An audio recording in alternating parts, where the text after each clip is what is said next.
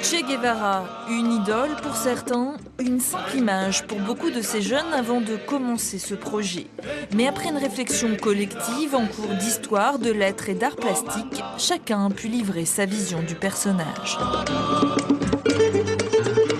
Pour représenter la volonté profonde du Che, donc qui était pour l'égalité des peuples. Donc on peut quand même voir le signe égal.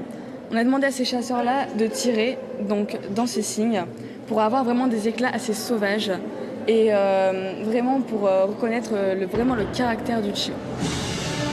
Si certains ont choisi de s'attarder sur la violence, d'autres ont préféré se concentrer sur l'aspect positif du Che.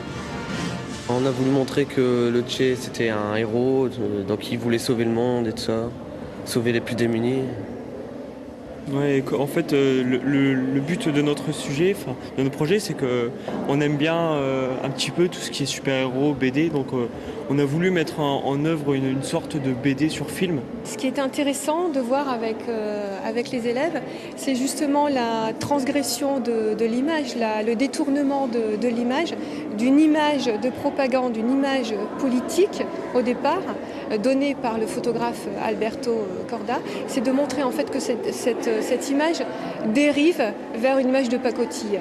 Pour la cinquantaine d'élèves de section artistique de ce lycée cambrésien, exposer est une première et certains ont carrément choisi la performance, comme Lucie qui a voulu rendre hommage à Liu Bolin, surnommé l'homme invisible.